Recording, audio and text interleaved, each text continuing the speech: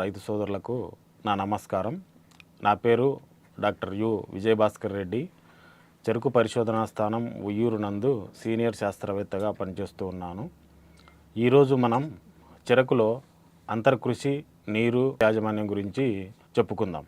ముందుగా ఆంధ్రప్రదేశ్లో చెరుకు విస్తీర్ణం గురించి చెప్పుకున్నట్లయితే 55,000 హెక్టార్ల విస్తీర్ణంలో సాగు చేయబడుతూ 41 లక్షల టన్నుల ఉత్పత్తి చేస్తూ ఉన్నాము. చెరుకు నుండి వివిధ రకాలైనటువంటి ఉత్పత్తులైనటువంటి పంచదార, బెల్లం, కండసారి, మొలాసిస్, ఫిల్టర్ మడ్డి లాంటి ఉత్పత్తులు చేసుకోవచ్చు. ఇక చెరుకులో అధిక దిగుబడితో పాటు ఎక్కువ పంచదార పొందటానికి అనువైన శీతోష్ణ స్థితులు పరిస్థితులు మరియు రకాలు, సాగు భూమి కాకుండా మనం చేసేటటువంటి యాజమాన్య పద్ధతులు కూడా ఎంతో ప్రభావితం చేస్తాయి. అంటే ముఖ్యంగా మనం ఈ చెరుకులో చేసేటటువంటి అంతర కృషి గురించి చెప్పుకున్నట్లయితే నాటిన 45 రోజులకు కూలీలతో మనం కలుపు తీయడం జరుగుతుంది. ఇక ఆ తరువాత 60 మరియు 90 రోజులకు అంతర కృషి చేయడం వల్ల కలుపు నివారణ చేయడం జరుగుతుంది. ఇంకొకటి చెరుకులో ముఖ్యంగా అర్థింగ్ అప్ ఆపరేషన్ అని చెప్తూ ఉంటాము. అర్థింగ్ అప్ అంటే మన ఉష్ణమండల ప్రాంతాల్లో చెరుకును ఏదైతే రిడ్జ్ అండ్ ఫర్రో మెథడ్లో సాగు చేస్తూ ఉంటామో అక్కడ ఈ అర్థింగ్ అప్ ఆపరేషన్ అనేది చేస్తూ ఉంటాము. ఈ అర్థింగ్ అప్ ఆపరేషన్ అనేది 2 దశల్లో చేయడం జరుగుతుంది. మొదటిది పాక్షిక అర్థింగ్ అప్ అని, రెండవది పూర్తి అర్థింగ్ అప్ అని చెప్పుకోవడం జరుగుతుంది. ఈ అర్థింగ్ అప్ అనేవి మనం సాధారణంగా ఎరువులు వేసిన తర్వాత ఆ వేసినటువంటి ఎరువులను మట్టితో కప్పడానికి వీలుగా ఉండి ఎరువులు సమర్థవంతంగా మొక్కకు తీసుకునే విధంగా ఉంటుంది. పాక్షిక అర్థింగ్ అప్ మొదటి దశ ఎరువులు వేసిన తర్వాత అంటే దాదాపు 45 నుండి 50 రోజుల తర్వాత, మరియు రెండవ అర్థింగ్ అప్ 90 నుండి 100 రోజుల సమయంలో చేయడం జరుగుతుంది. ఈ అర్థింగ్ అప్ చేయడం వల్ల పొలంలో మనం ముందుగా చేసుకున్నటువంటి రిడ్జులు ఫర్రోలు రిడ్జులుగాను మారడం జరుగుతుంది. ఈ అర్థింగ్ అప్ ఆపరేషన్ ద్వారా ఏర్పడినటువంటి ఫర్రోలు అంటే 2 చాళ్ళ మధ్య ఉన్నటువంటి ఫర్రోలను తదనంతరం మనము నీటిపారుదలకు ఉపయోగించుకోవడం జరుగుతుంది. ఇక ప్రాపింగ్ అంటే ఈ మొక్కలు చెరుకు గడలు బాగా పెరిగిన తర్వాత గాలులకు పడిపోకుండా ఉండేటందుకు మనం సాధారణంగా ప్రాపింగ్ అనేది చేస్తూ ఉంటాము.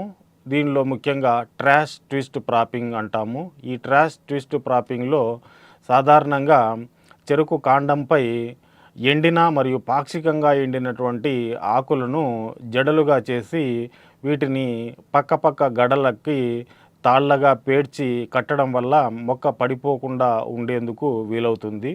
దీన్ని ప్రాపింగ్ అని అంటాము.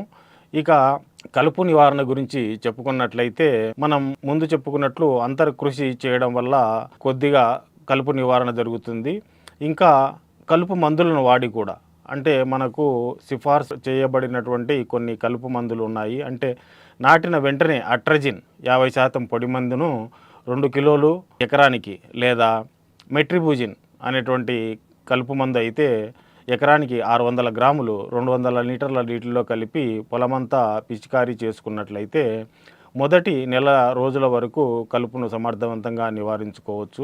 ఇక ఇవే కాకుండా మనకు పొలంలో వెడల్పాటి కలుపు ఎక్కువగా ఉన్నటువంటి సందర్భంలో 2,4-D సోడియం సాల్ట్ అంటే 1.8 కిలోలు మరియు గ్రామాక్జోన్ 1 లీటరు, ఈ 2 కలుపు నాశనాలను 200 లీటర్ల నీటిలో కలిపి పిచికారీ చేసుకుంటే అంటే 20 మరియు 60 రోజుల వయసున్నటువంటి ఆ పంటలో 2 చాళ్ళ మధ్య చేసుకున్నప్పుడు కలుపును సమర్థవంతంగా నివారించుకోవచ్చు.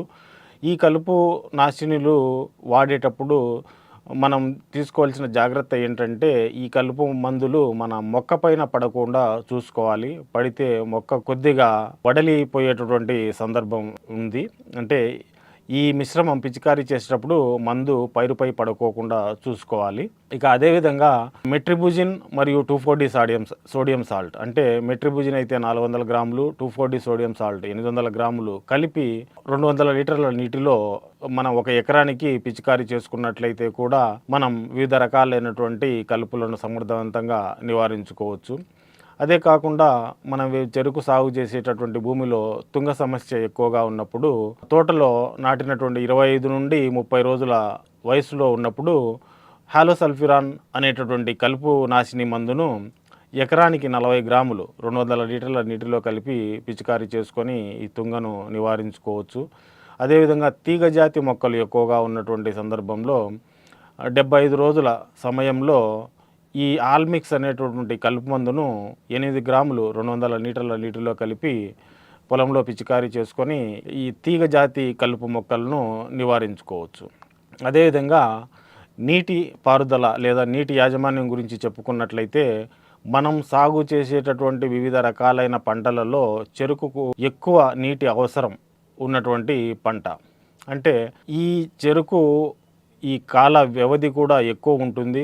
వివిధ దశలలో వివిధ రకాలుగా ఆ నీటి యొక్క ఆవశ్యకత ఉంటుంది. కాబట్టి మనకు లభ్యమైనటువంటి నీటిని సరైన సమయంలో, అంటే క్రిటికల్ స్టేజ్ అంటాము, ఆ క్రిటికల్ స్టేజ్లో ఖచ్చితంగా నీరు అందేటట్లు చూసుకున్నట్లయితే అధిక చెరుకు దిగుబడి పొందేందుకు అవకాశం ఉంది. దీని గురించి చెప్పుకున్నట్లయితే చెరుకులో వివిధ దశలు, అంటే అంకురోత్పత్తి దశ, అంటే నాటిన 1 నుండి 35 రోజుల వయసు ఉన్నటువంటి చెరుకుకు ప్రతి 7 రోజులకు ఒకసారి నీటిపారుదల ఇచ్చుకోవాలి.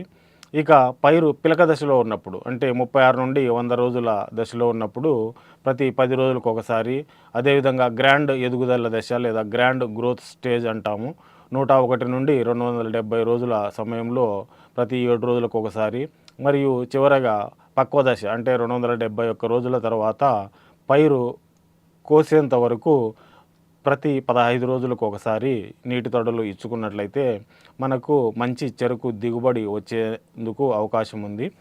ఈ నీటిపారుదలలో ఇంకొకటి మనం గుర్తుంచుకోవాల్సిన ఇది ఏంటంటే, ఆ పరిస్థితులలో మనకు పడినటువంటి వర్షపాతాన్ని కూడా గమనించుకొని మనం నీటిపారుదల ఇచ్చుకోవాలి. వర్షం ఉన్నప్పుడు తడికి మధ్య ఎక్కువ గ్యాప్ పెట్టుకొని, వర్షం లేని సందర్భంలో మనం ముందు చెప్పుకున్నట్లు నీరు ఇచ్చుకున్నట్లయితే మంచి చెరుకు దిగుబడి పొందే అవకాశం ఉంది. ఇదే కాకుండా మనకు నీటి కొరత ఉండేటటువంటి సందర్భంలో, నీరు తక్కువగా లభించేటటువంటి సందర్భంలో తక్కువ లభ్యమయ్యేటువంటి ఆ నీటితో కూడా మంచి దిగుబడులు పొందేందుకు ఇంకొక రకమైన పద్ధతి, అంటే skip furrow method of irrigation అంటాం. అంటే పొలంలో 2 ఫర్రోలు ఉన్నప్పుడు ఒక ఫర్రోకి నీరు ఇచ్చి పక్క ఫర్రోలకి నీరు ఇవ్వకుండా ఆ విధంగా చేసుకున్నట్లయితే తక్కువ నీటితో మనం పొలం అంతటిని కూడా నీరు పారించగలము.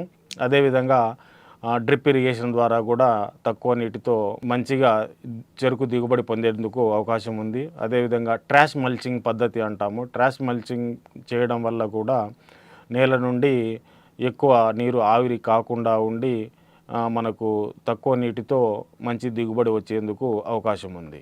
ఈ విధంగా చేసుకొని చెరుకులో మంచి దిగుబడి సాధిస్తారని ఆశిస్తున్నాను. ఇక నాకు ఈ అవకాశం ఇచ్చినటువంటి ఛానల్ వారికి నా నమస్కారం.